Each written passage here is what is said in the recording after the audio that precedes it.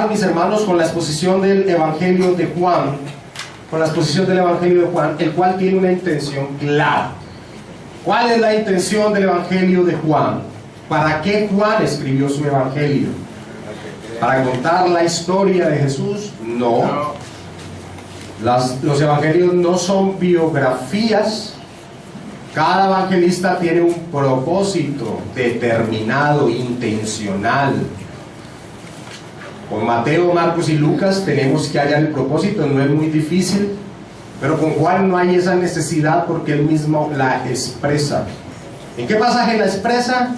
En Juan capítulo 20, versículo 30 al 31, con el cual siempre arranco el ciclo de predicaciones del Evangelio de Juan. Sería increíble que al final de este ciclo yo pregunte y alguien no sepa cuál es este pasaje. Estamos en la enseñanza número 43 del Evangelio de Juan. Juan capítulo 20, versículo 30 al 31. Juan dice el propósito por el cual escribió el Evangelio. Hizo además Jesús muchas otras señales en presencia de sus discípulos, las cuales no están escritas en este libro, pero estas se han escrito para que creáis que Jesús es el Cristo, el Hijo de Dios, y para que creyendo tengáis vida en su nombre. Estamos posicionados en el capítulo 12 del Evangelio de Juan. Juan ha tomado 11 capítulos del Evangelio en la división que hizo pues el hombre en torno al libro de Juan. Ha tomado 11 capítulos para narrarnos 3 años y medio del ministerio terrenal del Señor Jesucristo. 11 capítulos. Pero se va a tomar 10 capítulos para narrarnos la última semana del ministerio terrenal del Señor Jesucristo. Los primeros 11 capítulos son los 3 años y medio del ministerio terrenal, pero va a tomarse 10 capítulos para narrarnos la última semana del ministerio del Señor Jesucristo. Juan tiene una intención claramente definida al tomarse la mitad de su evangelio para narrarnos la última semana del ministerio del Señor Jesucristo. En el último estudio que realizamos, vimos cómo sucedía algo paradójico. El Señor Jesucristo está entrando a Jerusalén en esa última semana de su ministerio, y cómo lo recibe la multitud de personas que estaban allí en Jerusalén en la fiesta de la Pascua, que era una cantidad de gente grandísima a comparación de con normalmente la población de Jerusalén. ¿Cómo lo reciben? Lo reciben con palmas, lo reciben tomando pasajes del Antiguo Testamento que hablaban de la llegada del Mesías prometido, unas expresiones que el pueblo había utilizado en el pasado con la entrada de los hermanos macabeos, que habían dado la libertad en esa época al pueblo y habían purificado el templo. Así que era la llegada de un rey, del Mesías prometido. Juan capítulo 12 versículo 13 dice algo que estudiamos en esa última enseñanza, y es que tomaron ramas de palmeras y salieron a recibirle y clamaban: Hosana, bendito el que viene en el nombre del Señor, el Rey de Israel. Esta era toda una expresión, todo esto era un simbolismo, ese tomar o palmas y batirlas al Señor y ponerlas al piso, era una expresión de la entrada del Rey, y era la expresión de que el Señor Jesucristo era el Mesías prometido. Y esa es la parte paradójica que yo veo. ¿Por qué? Porque ese es el propósito del Evangelio de Juan. El propósito del Evangelio de Juan es que las personas crean que Jesús es el Cristo, el Hijo de Dios, y para que creyendo en Él tengan vida en su nombre. Y aquí vemos en la entrada del Señor Jesucristo a Jerusalén que las personas expresaban eso. La gran multitud de judíos que estaban allí reunidos expresaban eso. Pero lo paradójico es que, vamos a Lucas capítulo 19, es que Jesús, sin perder Juan 12, es que Jesús, cuando está entrando a Jerusalén, está llorando por las personas que lo están recibiendo. Lucas capítulo 19 versículo 41 y 42. Lucas dije, ¿cierto? Sí. Lucas capítulo 19, versículo 41 y 42. Y este es el mismo pasaje, la misma secuencia, el mismo momento de la entrada del Señor a Jerusalén. Y cuando llegó cerca de la ciudad, al verla, lloró sobre ella, diciendo: oh, si tú también conocieses, a lo menos en este tu día, lo que es para tu paz, mas ahora está encubierto de tus ojos. Así que es paradójico que el pueblo esté recibiéndolo como el Mesías, lo cual es el propósito del Evangelio de Juan, pero que haya entrado llorando a causa de las personas que lo estaban recibiendo. Y vimos en esa enseñanza lo que estaba mal en ese momento. Jesús sin duda es el Mesías prometido, el Cristo, el Hijo de Dios, el Rey de Israel, pero no es el Mesías que ellos tenían formados en sus corazones. Ellos esperaban un libertador político, y ahondábamos en algo en esa última enseñanza, y es que solo se puede recibir, aferrarse a los pies del Señor Jesucristo, el que nos enseña las Escrituras, el que da testimonio al Espíritu Santo. Solo se puede uno aferrar a los pies del Señor Jesucristo cuando las personas entienden cuál es su verdadero problema. Esas personas creían que su verdadero problema era un problema temporal, el problema de estar subyugados por un imperio extranjero. Y ellos esperaban un Salvador que los librara de lo que para ellos era su problema. Mucho y ahondamos que sucede así en torno a la persona del Señor Jesucristo siempre. Si una persona no tiene claro cuál es el problema principal de su existencia, va a formarse a un Mesías en su corazón que tal vez no existe realmente, no es el Jesús de las Escrituras. Estas personas lo recibían como el Mesías, el Cristo prometido, y Jesús lloraba por ellos, porque realmente, aunque el título era el de él, no era lo que ellos esperaban en su corazón. No era realmente la persona del Señor Jesucristo a los que ellos estaban alabando. ¿Entienden el concepto que trato de expresar? ¿Entienden el peligro que hay de no conocer realmente quién es la persona del Señor Jesucristo y qué es lo que vino a hacer por nosotros? Si una persona no sabe el estado miserable en el cual se encuentra desde que nace, que es totalmente destituido de la gloria de Dios, totalmente separado de Dios, enemigo de Él, hijo de Satanás, pues las expectativas que va a tener en torno a Jesús es que Jesús resuelva sus problemas temporales, que resuelva su problema económico, que resuelva su problema de salud, que resuelva su matrimonio, así como ellos tenían unos problemas temporales.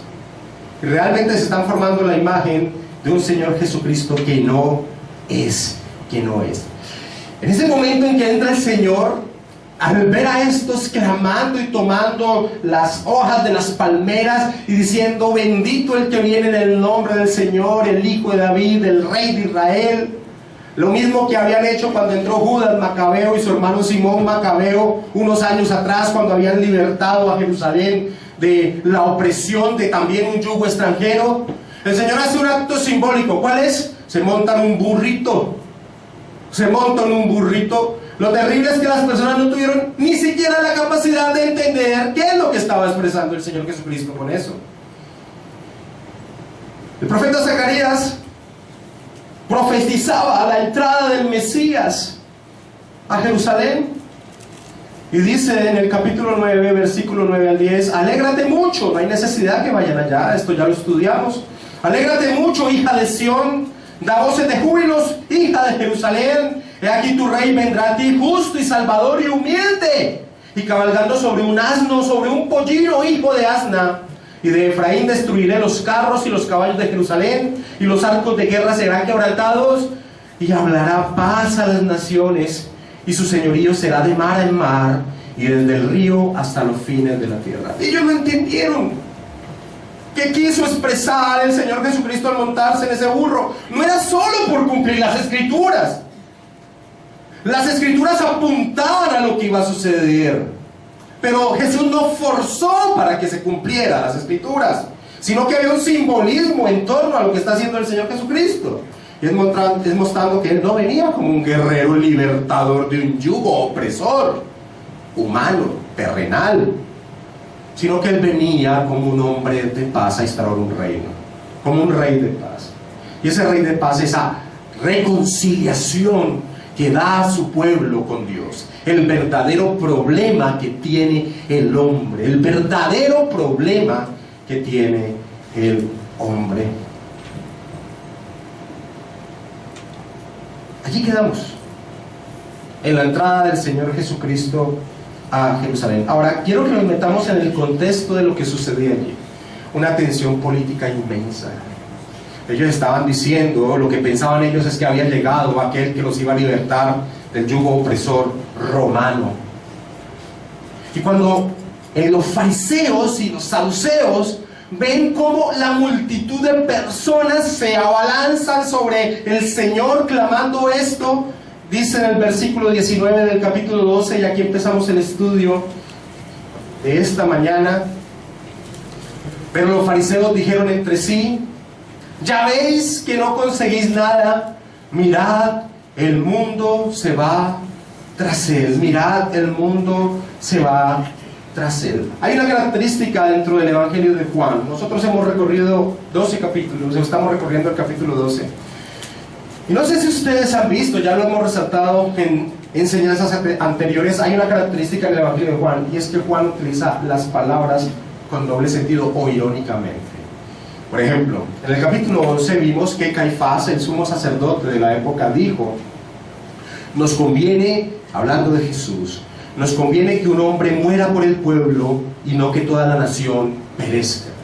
Aunque Caifás lo decía con una intención clara en su corazón de matar a Jesús para que no desorganizara lo que ya estaba organizado en su status quo de su liderazgo, lo que expresaba Caifás era correcto. Ese hombre iba a morir por el pueblo. El Señor Jesucristo iba a morir por el pueblo. Y a Juan le gusta utilizar esas expresiones con doble sentido. Las personas no tienen la claridad de lo que están expresando, lo expresan con algo en su corazón, pero realmente están expresando algo mucho más profundo. Y lo mismo sucede con esta expresión que hacen los fariseos al ver la multitud de personas que se iban tras la persona del Señor Jesucristo. Ellos dicen: mirad, el mundo se va tras él. Ahora, es una exageración decir el mundo, porque ahí lo que estaban expresando es que toda esa cantidad de judíos que había allí en esa fiesta estaban rindiéndole o ofreciéndole un culto al Señor cuando éste estaba entrando a Jerusalén. Pero esa expresión, mirad, el mundo se va tras él, indicaban una verdad. No solo los escribas ni los saduceos, sino que pocos días después, esa misma gente que estaba aclamándolo como el Mesías, como el Hijo de David, bendito el que viene en el nombre del Señor, solo unos pocos días después estaban gritando: crucificadle, crucificadle. ¿Por qué? Porque los había decepcionado. ¿Y cómo Jesús los pudo llegar a decepcionar? Claro, porque no era el Mesías que ellos esperaban en su corazón.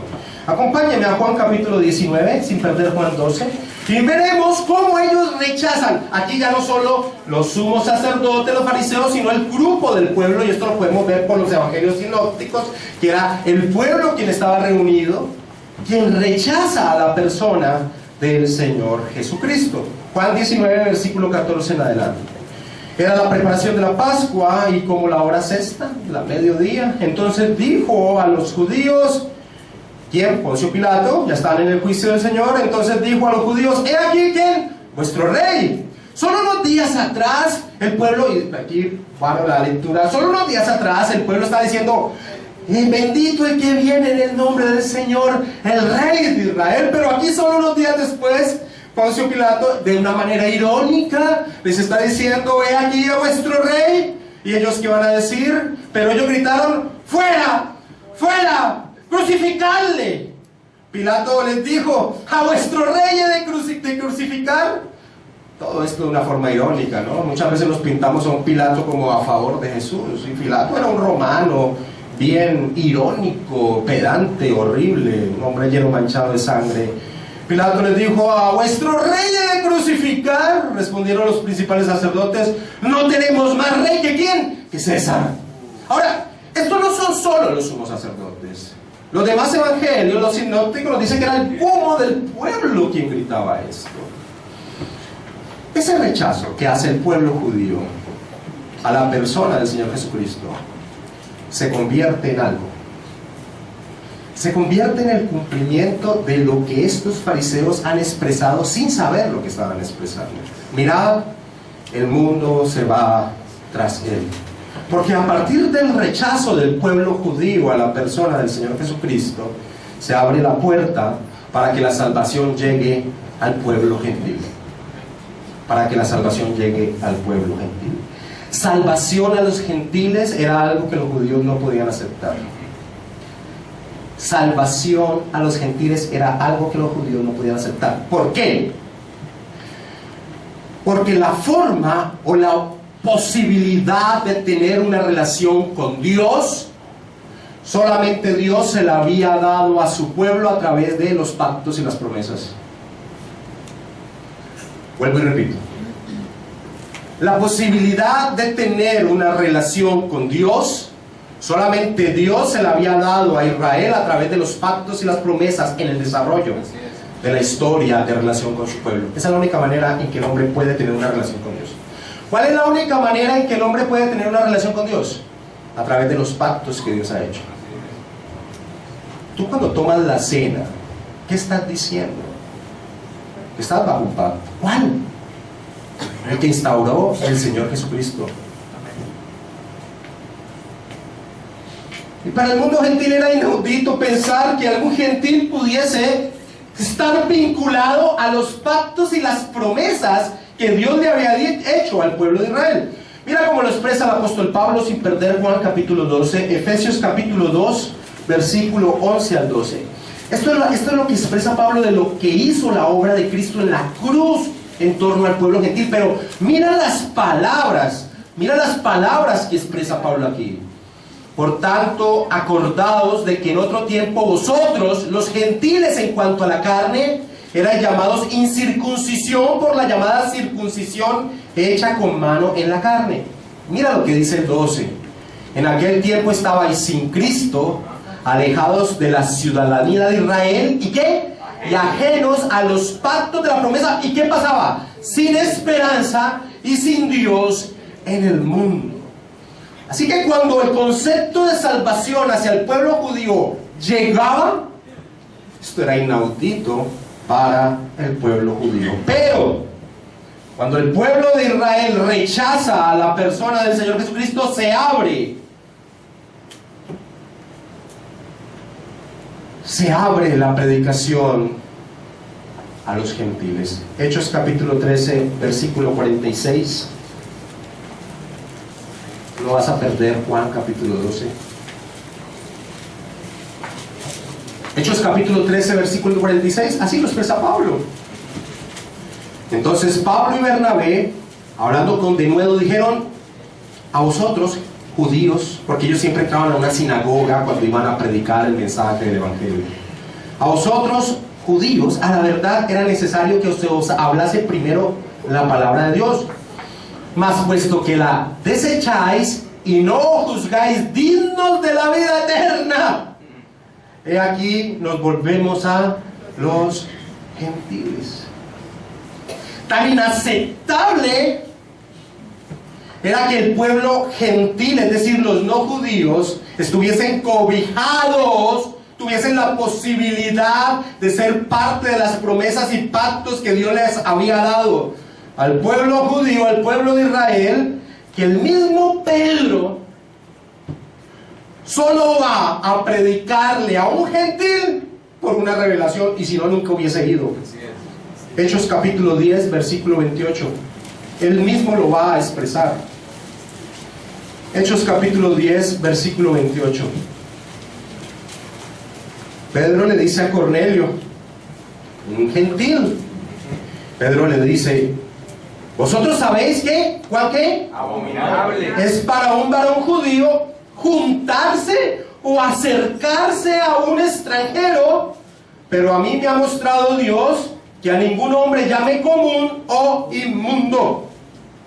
Por esa revelación que tiene Pedro del lienzo que baja con los animales inmundos, y el Señor le dice: mata y come, y le enseña que lo que ha santificado Dios no lo llame inmundo.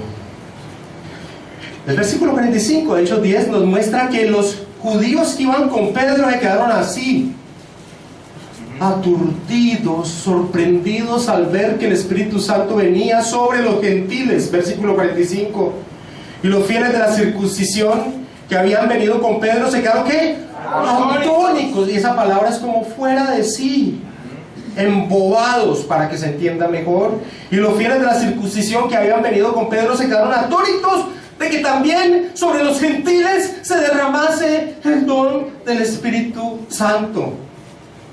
Así que y regresando a Juan 12 y al contexto de Juan 12, cuando estos fariseos expresan: mirad cómo el mundo se va tras él, aunque ellos hablaban de una manera hiperbólica de lo que estaba sucediendo con esa multitud de gente que aclamaba al Señor, estaban expresando una verdad.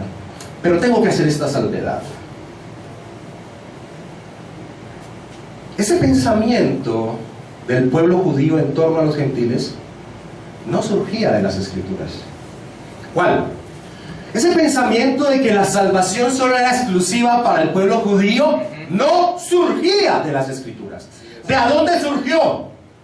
Del odio intenso que el pueblo judío adquirió hacia los gentiles, porque de tiempo en tiempo, casi en toda su historia, vivió ¿qué?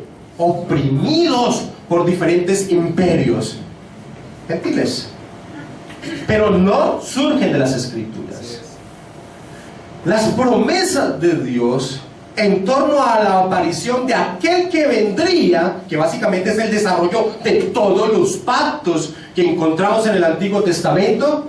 Los pactos no son pactos aislados. El pacto con Noé no está aislado del pacto con Abraham, ni del pacto con Moisés, ni con el pacto con David. Cada uno era una base para la revelación de la persona del Señor Jesucristo. El pacto con Noé, hago un resumen rápido de los pactos. El pacto con Noé daba la posibilidad de que la raza humana siguiera existiendo. Nunca más volveré a destruir la tierra por diluvio.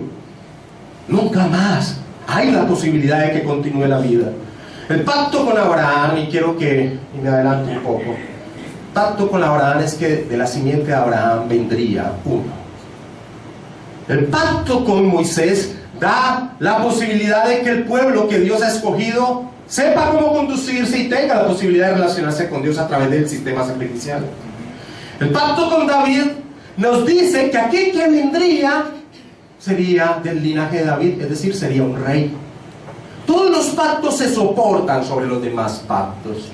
Pero ese pensamiento judío de que solo era exclusivo para ellos no surge de las Escrituras. Mira, ¿de dónde surge la promesa de la venida de aquel que vendría? En Génesis 3:15. El hombre ha caído, ha pecado, pero desde allí el Señor da la promesa de aquel que vendría. Uno nacido de mujer destruirá, aplastará la cabeza de aquel que es el mal. Ahora, esa promesa no está dada a un pueblo. ¿Está dada a quién? A la humanidad entera. Acompáñame a Génesis capítulo 12, porque vamos a ver la promesa que Dios le da a Abraham. Los judíos se enorgullecían al decir: somos hijos de Abraham. Pero mira lo que le dice a Abraham en su elección, en su llamamiento. Génesis 12:3.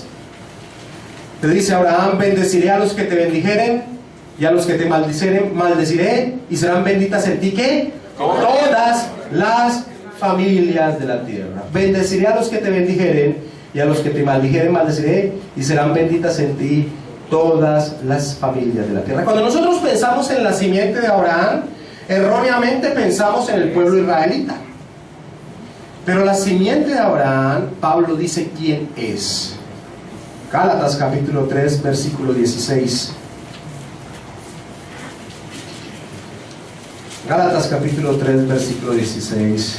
Ahora bien, dice el apóstol Pablo, a Abraham fueron hechas las promesas y a su simiente. Entonces las personas dicen, Israel, equivocados. No dice y a las simientes en plural, como si hablase de muchos, sino como de uno, 2 puntos, y a tu simiente, ¿la cual es quién? Cristo. Ok. Entonces, las promesas de Dios no fueron dadas a un pueblo, sino que fue dada, no tenían un alcance en particular, sino que tenían un alcance para todas las naciones. Isaías, hablando del siervo que habría de restaurar al remanente escogido. Acuérdense que el concepto, vamos a Isaías capítulo 49, acuérdense que el concepto de remanente surge de la deportación, del exilio del pueblo a Babilonia, y que vendría un pequeño remanente, se mantendría. Isaías, hablando de ese que restauraría al remanente, dice en el versículo 6 del capítulo 49, el Señor dice por boca de Isaías: poco es para mí que tú seas mi siervo para levantar las tribus de Jacob y para que restaures el remanente de Israel. También te di por luz de las naciones para que seas mi salvación hasta lo postrero de la tierra. Y solo he tomado aquí 4 pasajes, pero todo el Antiguo Testamento habla que las promesas dadas por el Señor tenían un alcance universal para todas las naciones. Así que, y regresando a Juan 12, tengo que dar todo este contexto para que entendamos qué es lo que va a suceder en Juan 12. Cuando regresamos a Juan 12 y nos encontramos con este grupo de fariseos resentidos, dolidos, porque toda la campaña de difamación que habían tratado de hacer sobre la persona del Señor Jesucristo no había funcionado, entonces dicen: ¿cómo pierden ustedes el tiempo? Mirad, el mundo se va tras él. Ahora, el mundo se va tras él. Y quiero terminar con este punto, y perdónenme antes de entrar en el texto en sí.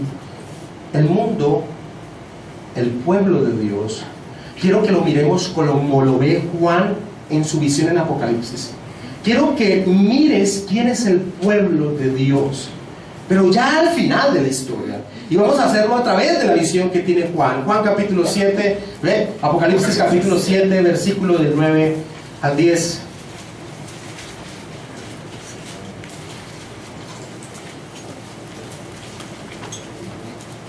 Juan dice: después de esto miré, y aquí una gran multitud, la cual nadie podía contar, de todas naciones y tribus y pueblos y lenguas, que estaban delante del trono y en la presencia del Cordero, vestidos de ropas blancas y con palmas en las manos, y clamaban a gran voz diciendo: la salvación pertenece a nuestro Dios, que está sentado en el trono, y al Cordero, de todas las naciones. Así que ese pensamiento judío de que la salvación solo les pertenecía a ellos era un concepto generado a través del odio que había surgido de ellos en torno a los gentiles, pero no de una verdad que había surgido de las Escrituras. Y es por eso que después que estos fariseos dan esta expresión, Juan nos dice lo siguiente. Juan capítulo 12, versículo 20 al 22. Había ciertos, ¿quiénes? Griegos. Ahora, si nosotros tuviéramos una Biblia en griego, leeríamos que había ciertos helenos. Ahora, había ciertos griegos o helenos entre los que habían subido a adorar en la fiesta. Estos pues se acercaron a Felipe, que era de Betsaida de Galilea, y le rogaron diciendo: Señor, quisiéramos ver a Jesús. Felipe fue y se lo dijo a Andrés. Entonces Andrés y Felipe se lo dijeron a Jesús. Paremos un momento allí. No es casualidad de que después de esta expresión, Juan nos narre que unos helenos, unos griegos, unos gentiles, quieran entrevistarse con la persona del Señor Jesucristo. No es casualidad. Ahora, estos griegos no eran judíos de la diáspora, como muchas personas piensan. No eran judíos que vivieran fuera de Jerusalén. Si hubiese sido así, Juan hubiese utilizado otra palabra diferente a helenos. Aquí está hablando de gentiles. Ni siquiera está hablando de prosélitos. Los prosélitos eran aquellos gentiles que se convertían al judaísmo a través de practicar la circuncisión. Estos ni siquiera eran prosélitos. Estos eran aquellos que se llaman temerosos de Dios. Es decir, personas que, impactadas por la moralidad judía y el monoteísmo judío, les interesaba conocer lo que los judíos profesaban. Estos eran estos personajes temerosos de Dios, que habían venido a la Pascua y querían hablar con el Señor, con el Señor. Ver la intención de ellos de reunirse, de entrevistarse con la persona del Señor Jesucristo, marca un contraste entre la actitud que tenían los líderes religiosos judíos y la actitud que iba a tener el pueblo judío al rechazar a la persona del Señor Jesucristo. Ahora, ¿por qué van a Felipe? ¿Por qué van a Felipe? Y la respuesta no la tenemos claramente, pero posiblemente es porque Felipe sea un nombre griego. Tal vez lo relacionaron con ellos, pero por eso Juan nos dice y nos enfatiza de a dónde es Felipe. Felipe es de Bethsaida, de Galilea, si tuviese un nombre griego. Ahora, nos llama la atención por qué Felipe no va inmediatamente a traerle esta noticia a Jesús, sino que duda y se va a apoyar en Andrés. ¿Por qué? Y la respuesta es tal vez por el direccionamiento que les había dado Jesús a los apóstoles. No me pierdan Juan 12, pero vamos a Mateo capítulo 10 y vamos a leer el versículo 5 y 6.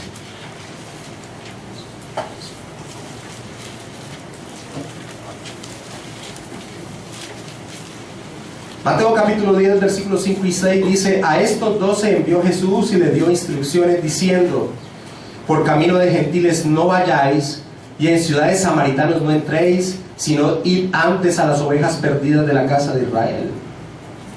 Ese era el direccionamiento que Jesús les había dado a sus discípulos. Acompáñame al capítulo 15, versículo del 22 al 24. Y es el encuentro con la mujer cananea. Yo solo voy a leer un pasaje, no voy a entrar a dar una exposición de todo el pasaje, pero quiero que mires lo que los apóstoles tenían en torno a la dirección que les había dado el Señor.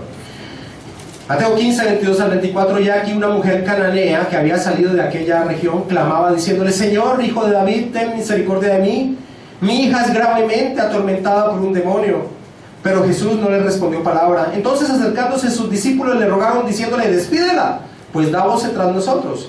Él respondiendo dijo: no soy enviado sino a las ovejas perdidas de la casa de Israel.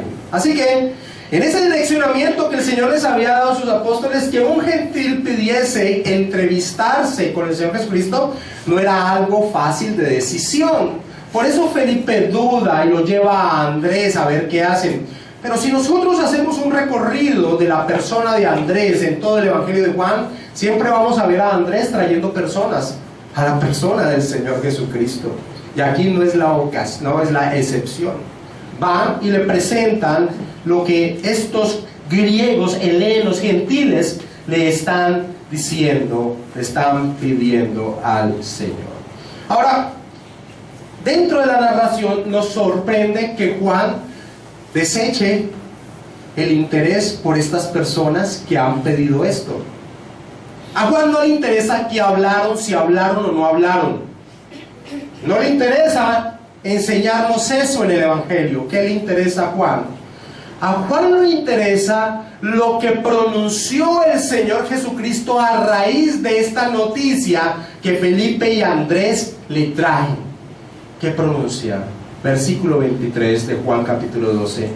Jesús le respondió diciendo que ha llegado la hora para que el Hijo del Hombre sea glorificado. Ha llegado la hora para que el Hijo del Hombre sea glorificado. Ahora, si usted ha estado en todas las enseñanzas del Evangelio de Juan, usted va a reconocer esa expresión: ha llegado la hora. Y usted va a decir: por fin. Porque en todo el desarrollo del Evangelio de Juan, siempre la hora no había llegado. Pero a partir de la noticia de que unos gentiles lo buscaban para entrevistarse con él, el Señor Jesucristo sabe que su hora ha llegado. Quiero que hagamos un recorrido en todos esos pasajes que nos enseñan en torno a la hora. Vayamos a Juan, y aquí se me perdió, Juan capítulo 2, versículo 4.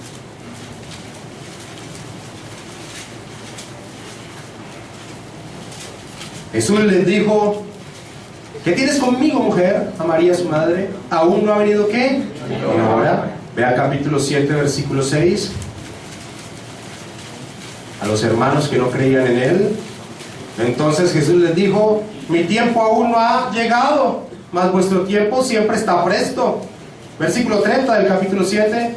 Entonces procuraban prenderle, pero ninguno le echó mano. ¿Por qué? Porque no había aún llegado su hora. Capítulo 8, versículo 20. Estas palabras habló Jesús en el lugar de las ofrendas, enseñando en el templo, y nadie le prendió porque aún no había llegado su hora.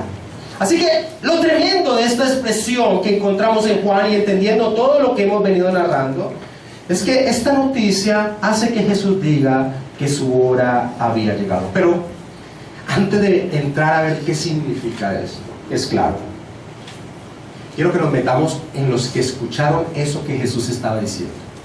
Pero métete en el contexto político y la tensión política que había. Jesús ha sido aclamado como el Mesías, como el libertador, como el hijo de David, como el rey de Israel. Y de un momento a otro Jesús exclama: la hora ha llegado. ¿Ustedes saben qué pasó por la mente de todos los israelitas que escucharon eso? Se armó.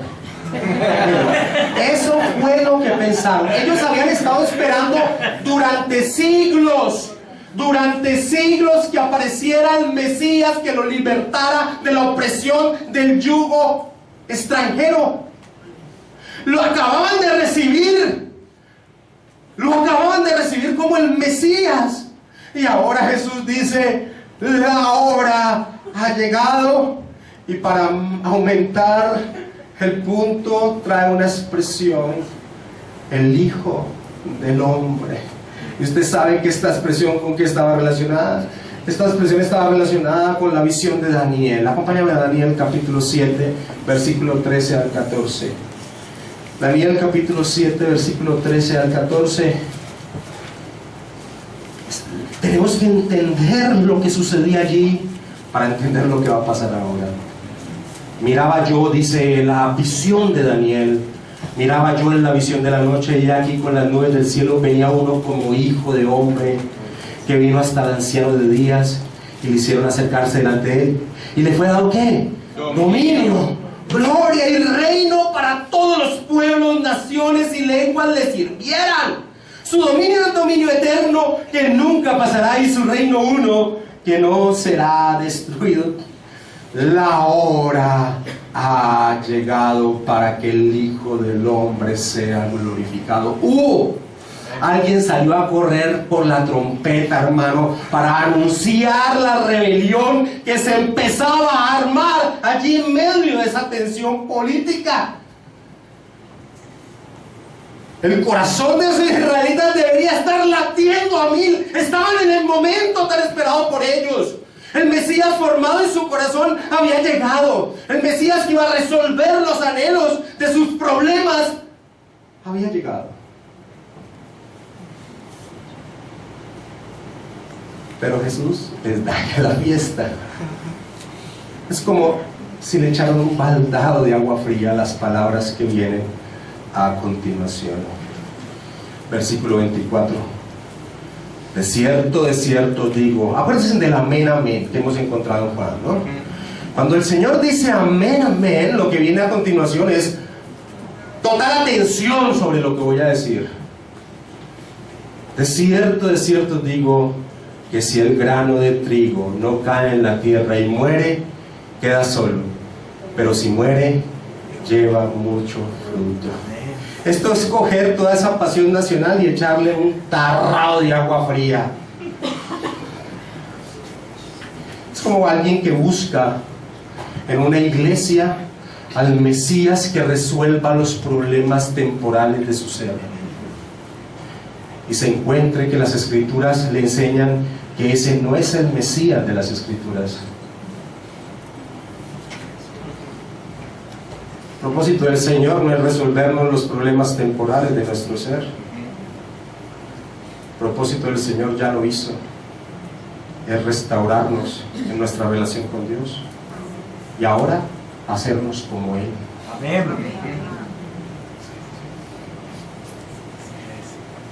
Es cierto, digo que si el grano de trigo no cae en la tierra y muere, queda solo, pero si muere, lleva mucho fruto. Morir en ese momento de exaltación, grano de trigo.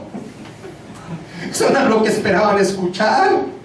Ellos esperaban escuchar, y pónganle cuidado a lo que voy a hacer. El que está conmigo todo lo puede. Derrotaremos las aflicciones presentes. Los que están conmigo son más que vencedores. Y derrotaremos a los romanos. ¿Qué he hecho? Coger textos y sacarlos de su contexto, como hoy en día muchos los hacen. Eso es lo que esperaban ellos escuchar, y eso es lo que hoy le enseñan a las personas en toda su relación con el Señor Jesús.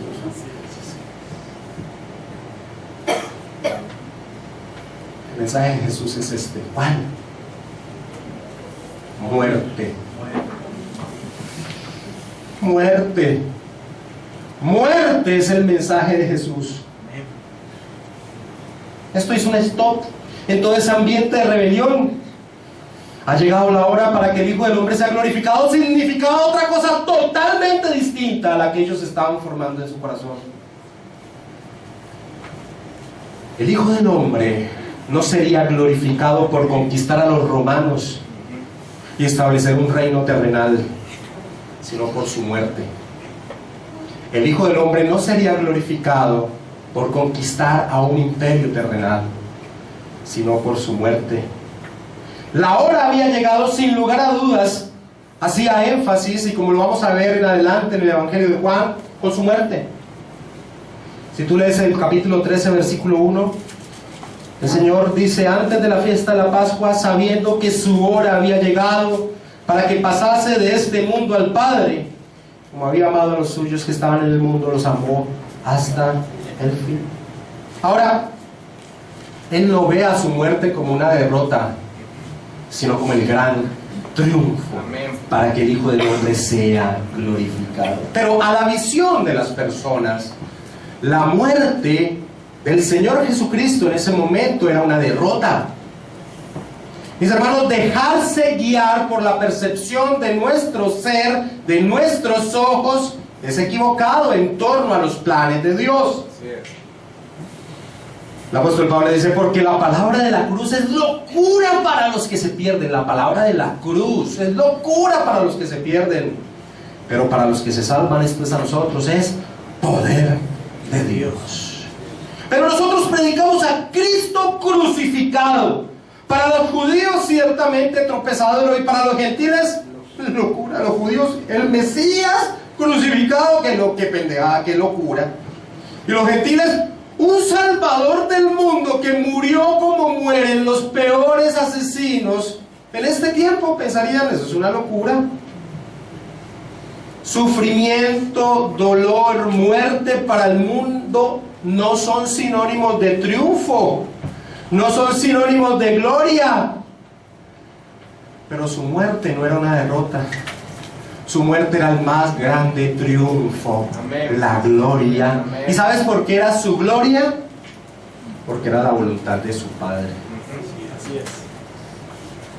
La muerte era su gloria porque era la voluntad de su Padre. Pedro les dice en el sermón de Pentecostés, hablando de Jesús: a este, entregado por el determinado consejo y anticipado conocimiento de Dios, prendisteis y matasteis por manos de inicuos, crucificándole. La muerte del Señor era su gloria, y este término es fundamental. La muerte del Señor era su gloria porque era la voluntad de su Padre. Y todo lo que significase la voluntad de su Padre era su gloria. Juan capítulo 17, versículo 4 y 5.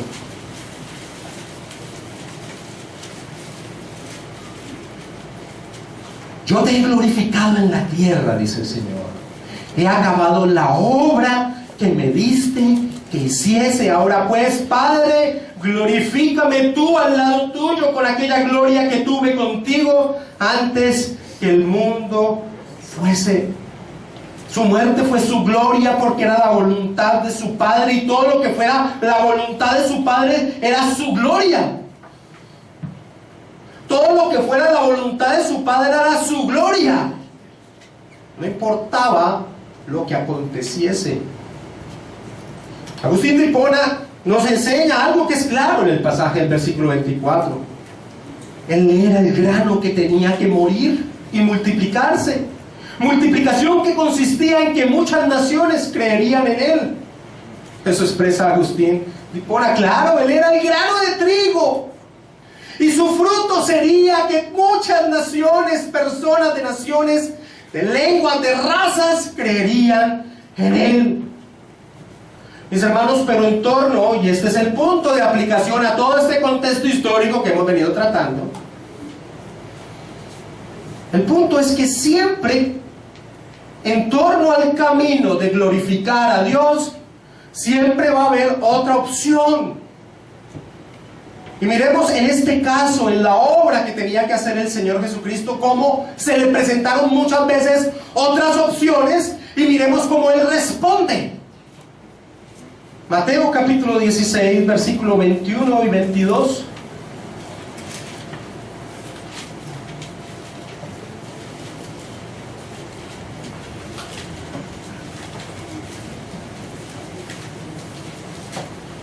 Desde entonces comenzó Jesús a declarar a sus discípulos que era necesario ir a Jerusalén y padecer mucho de los ancianos, de los principales sacerdotes y los escribas, y ser muerto y resucitar al tercer día. Entonces Pedro, tomándolo aparte, comenzó a reconvenirle diciendo: Señor, ten compasión de ti, en ninguna manera esto te acontezca. Aquí está el consejo humano. Aquí está el consejo humano que dice: mira lo que te conviene, ten compasión de ti, mírate a ti, pon tus ojos en ti, busca tus propios intereses, gira en torno a ti, realiza tus sueños. Muchas veces ese es el mensaje que se escucha hoy en las iglesias. Jesús está aquí para realizar tus sueños. Solo es que declares y decretes. Qué estupidez más grande. Ese es el evangelio de Satanás, no el Señor Jesucristo. Mira lo que dice en el versículo 23 el Señor a Pedro. Pero él, volviéndose, dijo a Pedro: quítate delante de mí, Satanás. ¿Me eres qué? Tropiezo, porque no pones la mira en las cosas de Dios, sino en la de los hombres. Siempre en el camino de glorificar a Dios hay otro camino que se abre, y es tu glorificación. Ahora, yo sé que tú asientes en torno a esa expresión de Juan 12:24, porque todos decimos: sí, el Señor tenía que morir. Sí, el Señor tenía que morir por su pueblo. Pero ¿qué tal si te digo que ese es tu camino también? Ese es tu camino también. Donald Carson dice: en el cristianismo la muerte es la condición necesaria para la generación de la vida. Herman Ridderbolt dice: la pérdida de la vida es la condición para el surgimiento de una nueva vida. ¿Y sabes? El versículo 25 y 26 ya es complejo para nosotros. Hasta el versículo 24 decimos: gloria a Dios. Gloria a Dios, sí, tenías que morir. ¿Cómo cacheteaste a toda esa cantidad de judíos que se habían hecho un mal concepto acerca de ti? Pero el versículo 25 y 26 es muy complejo para nosotros. El que ama su vida, la perderá. Y aquí ya no se está refiriendo en torno a él. Hasta el versículo 24 está refiriéndose en torno a él. Aquí se está refiriéndose a sus discípulos. El que ama su vida, la perderá. Y el que aborrece su vida en este mundo, para vida eterna la guardará. Si alguno me sirve, sígame. ¿A dónde vas, Jesús? A morir. Si alguno me sirve, sígame. Y donde yo estuviere, allí también estará mi servidor. Si alguno me sirviere, mi Padre le honrará. Mis hermanos, nosotros no morimos para ganar nuestra salvación. Esa es la obra de Cristo Jesús. Pero nuestro camino es la muerte. El camino de la cruz es el camino de la negación propia. Eso es asesinar a un ser, tu yo. El camino de la cruz es el camino de la negación propia. El camino de decir no a lo que deseo, no a lo que anhelo, no a lo que más amo. Y eso es complejo, mis hermanos. Es el camino de mirar la voluntad de Dios y tener en ella todo el rumbo a seguir. Cuando en la Biblia tú encuentres esa expresión, amar y aborrecer, no lo relaciones con sentimientos. Relaciónalo con colocar en preeminencia o despreciar. El camino del cristiano es amar a Dios sobre todas las cosas y aborrecer a tu padre, a tu madre, a tus hijos, a tus hijas, a todo por causa de Cristo. Ese es el camino cristiano, mis hermanos. ¿Deseable? Hoy en día las personas se han hecho un falso concepto de lo que es ser cristiano. Se les ha enseñado: tú eres cristiano si tú declaras que Jesucristo es el Señor y Salvador de tu vida. No es algo tan simplista como decir. No es algo tan simplista como conocer doctrina. No es algo tan simplista como cambiar hábitos de vida. No es algo tan simplista como colocar un pescado en el carro. Ser cristiano es morir a nosotros. Ser cristiano es matar el yo que hay en nosotros. Tú ya no eres el rey de tu vida. Tú ya no actúas bajo tus propios decretos y conveniencias. Le perteneces a otro. Los corintios, y esto fue algo que no sé si pasen en Corintios, ¿qué? 6. Sí. Los corintios, aquí me adelanto un poquito a la enseñanza que había el pastor Gabriel. Los corintios estaban acostumbrados a la liviandad sexual. ¿Ellos qué habían hecho? Los corintios cristianos habían sumado algunas cosas a su vida: jerga cristiana, doctrina cristiana, pero no habían matado su ser. Y acostumbrados a esa liviandad sexual, pues ya vimos lo que sucedió en el capítulo 5. No habían actuado sobre el libertinaje que había allí, pero vivían su vida sexual livianamente. Mira lo que les dice el apóstol Pablo en 1 Corintios 6, 19 al 20. Ellos debían entender algo que nosotros debemos entender: que no nos pertenecemos, que no nos pertenecemos, que no nos pertenecemos. Versículo 19 al 20 de 1 Corintios 6. ¿O ignoráis que vuestro cuerpo es templo del Espíritu Santo, el cual está en vosotros, el cual tenéis de Dios, y que no sois vuestros? ¿Cómo así, Pablo? No nos pertenecemos. ¿Por qué? Porque habéis sido comprados por precio. Glorificad pues a Dios en vuestro cuerpo, en vuestro espíritu, los cuales son de Dios.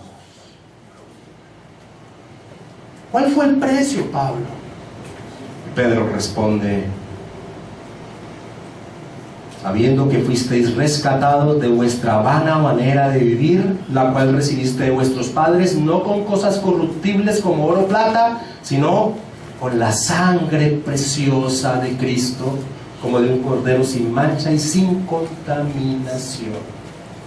Ahora, cuando se da este tipo de enseñanza, que yo sé que usted la ha escuchado antes, casi siempre usted piensa en tener acciones de negación a algo que usted está haciendo, que sabe que está en contra de Dios. Ese no es el camino. El camino es que usted tiene que desplazar su yo por otro, que es Cristo. Ese es el camino. Usted tiene que desplazar a su yo, que controla sus deseos, anhelos, vida, lo que sea, por Cristo. Con Cristo estoy juntamente crucificado. Y ya no vivo yo, mas Cristo vive en mí. Lo que ahora vivo en la carne, en mi día diaria, lo vivo en la fe, en el Hijo de Dios, el cual me amó y se entregó a sí mismo por mí. Mis hermanos, la salvación, aunque ya no sea exclusiva de un pueblo como los judíos creían, no significa que sea de entrada masiva. Qué bueno que cuando una persona llega por primera vez a la iglesia se enseña esto que estoy enseñando hoy. Las personas piensan lo contrario. No le vas a enseñar este tipo de doctrinas que son muy fuertes.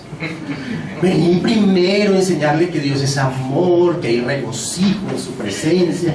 Y cuando ya esté un poquito más maduro, entonces sí que reciba las viandas. No. Las personas deben ser conscientes que es seguir a Cristo. Mira lo que hizo Cristo en Lucas capítulo 14, versículo 25 al 33.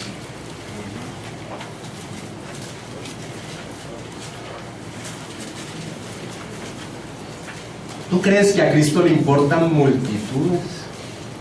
Eso fue lo contrario que hizo Cristo en su ministerio. Cuando Cristo veía que había multitudes, se volteaba y les decía lo siguiente. Lucas 14, 25 al 33. Grandes multitudes iban con él. Yo creo que a Cristo le molestaban las multitudes, porque en las multitudes hay hipocresía, hay mucha gente que no es. ¿Para qué una iglesia llena si la mitad no son cristianos?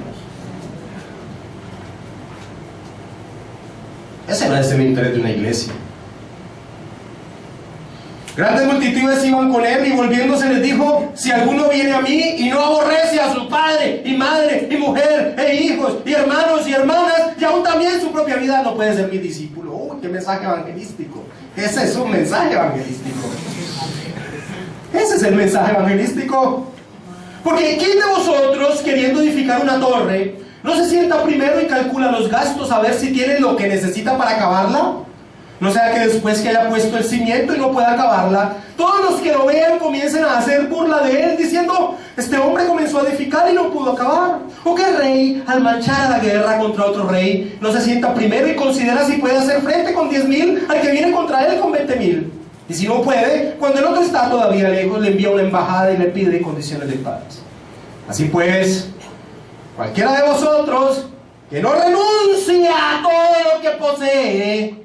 Y esto lo leemos y lo leemos. Así pues, cualquiera de vosotros que no renuncia a todo lo que posee, no puede ser mis discípulos. El camino del cristiano es el camino de asesinar a tu ser. Ese es el camino del cristiano. Cuando se presenta este mensaje, le pido a Dios que los falsos discípulos echen marcha atrás como lo hacían.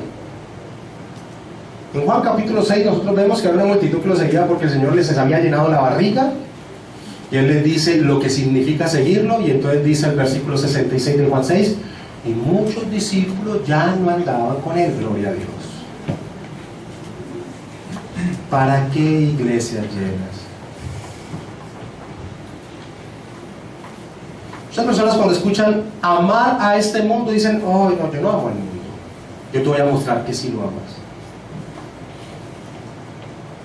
Cuando tú dedicas la mayor parte de tu tiempo en adquirir lo que el mundo te ofrece? Estás colocando como prioridad al mundo y no a Dios. No, pastor, yo tengo que trabajar. Perfecto, lo necesario, mi hermano. Pero tú, ¿qué anhelas? Un mejor carro, una mejor casa, unas mejores vacaciones. ¿Me dices que no amas el mundo? Pastor, hay que tener equilibrio. ¿Equilibrio con quién? ¿Entre Dios y el hombre? Jamás. Alguna vez escuché eso y todavía me sabe a cacho ese tipo de expresiones. ¿Equilibrio? Equilibrio con Dios. No améis al mundo ni las cosas que están en el mundo. Si alguno ama al mundo, el amor del Padre no está en él. Porque todo lo que hay en el mundo, los deseos de la carne, los deseos de los ojos y la vanagloria de la vida, no provienen del Padre, sino del mundo. Y el mundo pasa y sus deseos, pero el que hace la voluntad de Dios permanece para siempre. Mire, alguien puede recorrer ese camino, y ese camino se llama el camino de la autodestrucción. Y te voy a explicar por qué. Porque las personas que piensan que en ello van a hallar el significado de la vida, el gozo, el anhelo, nunca lo van a hallar. Pueden lograr la meta que se propusieron y cuando llegan a ella se hallen tan vacíos como cuando iniciaron, tan insatisfechos como cuando arrancaron. Eso es desesperante. Léete Eclesiastés. Mira al hombre que lo tuvo todo y todo el poder, para terminar diciendo: el fin de todo discurso oído es este: teme a Dios y guarda sus mandamientos. Solo hay un anhelo que debe motivar nuestro ser: escuchar en aquel día: buen siervo y fiel, sobre lo poco has sido fiel, sobre lo mucho te pondré, entra en el gozo de tu Señor.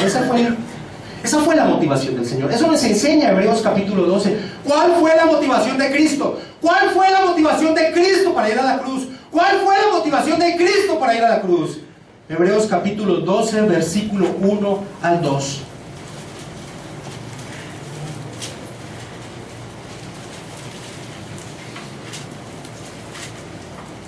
El autor de Hebreos dice: por tanto, nosotros también, teniendo en derredor nuestra tan gran nube de testigos, los que han partido, despojémonos de todo peso y del pecado que nos asedia y corramos con paciencia la carrera que tenemos por delante, puesto los ojos en Jesús, el autor y consumador de la fe, el cual, por el gozo puesto delante de él, sufrió la cruz, menospreciando el oprobio, y se sentó a la diestra del trono de Dios.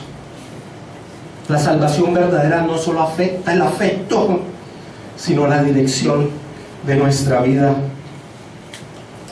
La vida cristiana es aniquilar al yo. Aniquilar al yo. Y esto a la vez es muerte y gloria. Muerte de nuestro ser, gloria por estar con Cristo. Versículo 26 de Juan 12. Si alguno me sirve, sígame. Y donde yo estuviere, allí también estará mi servidor. Gloria a Dios. Si alguno me sirviere, mi Padre le honrará. Tenemos, los que escuchamos este mensaje, dos opciones: o un reino temporal o un reino celestial. Muchos escogen el temporal, así digan creer en Cristo. Mira el capítulo 12, ahí donde estamos en Juan 12, pero lee el versículo 42 y 43. Con todo eso, aún de los gobernadores, muchos que creyeron en él, pero a causa de los fariseos no lo confesaban para no ser expulsados de la sinagoga. Ya he hablado aquí lo que significaba ser expulsado de la sinagoga. Ser expulsado de la sinagoga es que te quedabas sin vida, básicamente. Socialmente morías. Nicodemo, en la tradición judía y cristiana, no bíblica, Nicodemo aparentemente aceptó al Señor. Y cuentan que tiempo después unos rabinos se encontraron con la hija de Nicodemo recogiendo alimento en el excremento de los animales. El rumbo de la vida de la familia de Nicodemo fue el sufrimiento por causa de Cristo.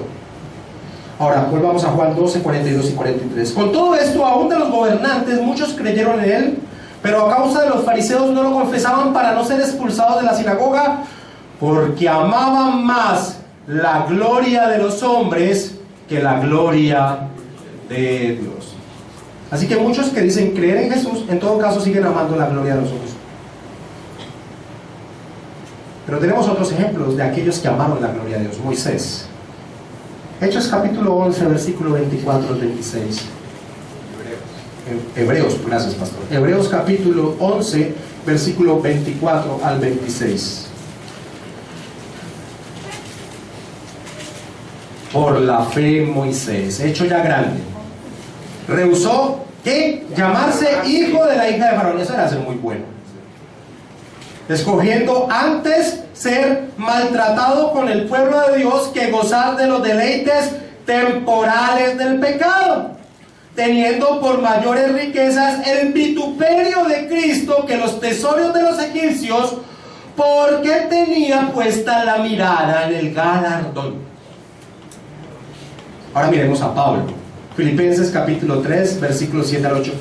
Y a mí me da pena, pero yo voy a leer literalmente este pasaje. Aunque hay algunos teólogos que dicen que uno en el púlpito no deben utilizar expresiones así. Y a mí me parece algo complejo, porque la Biblia está escrita con esas expresiones.